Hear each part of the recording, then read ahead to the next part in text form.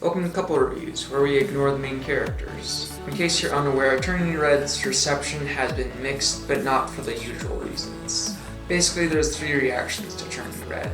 There's people who love it because they relate to being or having been a 13-year-old girl with a mom like this. People who like it even though they can't relate to being a 13-year-old girl with a mom like this. And people who hate it because they can't relate to being a 13-year-old girl with a mom like this. When I was a 13-year-old boy, I didn't obsess over boy bands or have friends, but I did find the movie funny. Normally, a coming-of-age film like Turning Red wouldn't get the same level of hate it's been getting as much as it would just fly under the radar. But a lot of Pixar fans went into this expecting something more universal. Turning Red is all about the awkwardness of being a 13-year-old girl, so naturally I'm going to talk almost exclusively about the adults. By the way, spoiler alert. A big theme in Turning Red is a cycle of bad mothering practices. In Ming's childhood, her mother ruined their relationship by being a control freak, holding her to impossibly high standards, and not trusting her to make her own decisions. Ming has some similar problems and some opposite problems in her parenting style with her daughter, Mie Lin. Like her mother, Ming expects a lot from her daughter, but instead of being cold to Mie Lin 24/7, she smothers her with unwanted attention. The fact that Ming expects greatness from her daughter leads her to assume nothing is ever her fault and immediately put the blame on others.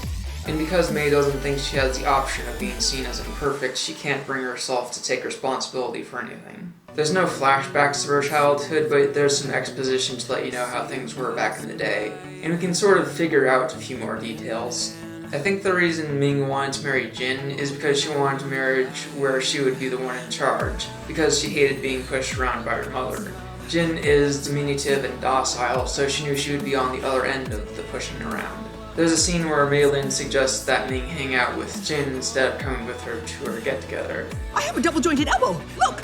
I can make a perfect circle! Wow! Yeah, but it'll be super boring. Wouldn't you rather hang with Dad? Let's get my flashcards. Jin is enthusiastic about spending some time alone with her, but the idea of that actually happening is treated as too boring of an option. Yeah, she married him for reasons that had nothing to do with excitement. Poor Jin is disappointed that his lady didn't take Mei's suggestion.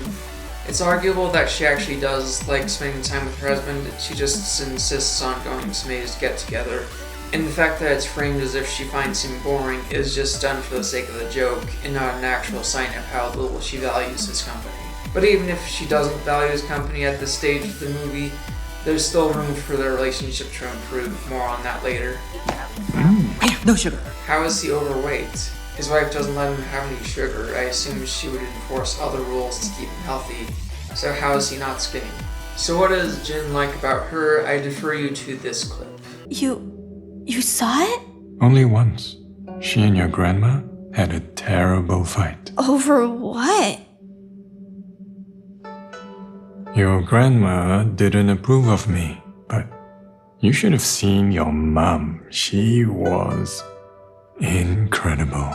Ming's strong will is something he lacks, so he appreciates having someone to stick up for him. Even if you're not weak-willed, you gotta admire a girl who would tell off her mother for you. Thankfully, the way Ming pushes Jin around is portrayed as a problem. Jin and Ming are repeatedly shown to not function as well as they should because Ming doesn't treat him as an equal. More than once they're in a position where Jin has the answer, but Ming won't hear him out. What was that? Am I the only one who sees the danger here? There's no way she could... And the disasters caused by the inequality are not limited to what's obvious. Throughout the film, Ming pulls crazy over-the-top displays of "what are you doing," which embarrass Mie Lin into oblivion, and she performs all those stunts without Jin. I'm guessing that most people would know that staring through the window to your daughter's class is a bad idea, so if Ming had run a few ideas past Jin, he might have told her that maybe she shouldn't do that. At the beginning of the film, Jin doesn't participate in the family business at the temple. It's likely that Ming was keeping him in the role of stay-at-home husband. However, the film clearly didn't want the arrangement to be seen as all bad. Jin is shown to be a good cook, and he's way better at providing emotional support to Mie Lin than Ming is. These are traits that are usually given to the mother, but Jin wears them well. They probably didn't want to put him in a negative light for not being a macho dad. So the question is, does the marriage get healthier by the end of the film?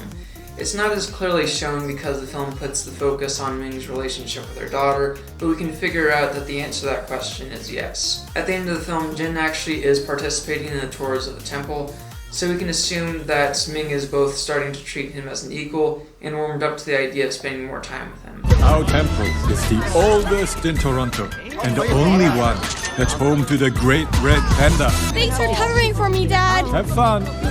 You see, earlier in the film, Ming learned the error of her control freak ways. So in the end, they have a marriage where they both work and they both cook.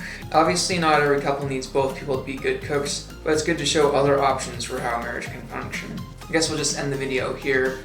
They talk about everything there is to talk about. I mean, it's not like their past has implications that reframe how we look at another relationship in the film or anything. A big theme in Turning Red is a cycle of bad mothering practices. She and your grandma had a terrible fight. Cycle of bad mothering practices. Your grandma didn't approve of me.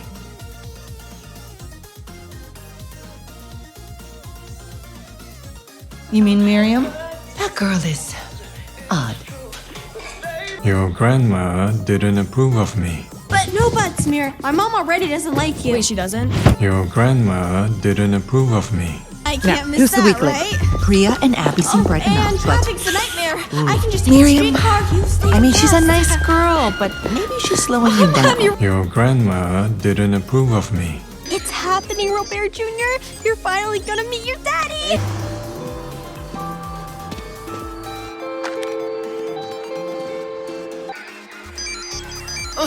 Robert Jr.? She's been taking care of him 24/7. No, and singing his lullabies every night. No, I haven't. They're lying. Here. Found him at Tyler's. Come on. Here.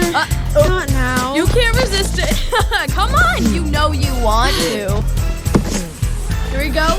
You never know on the map. Wait.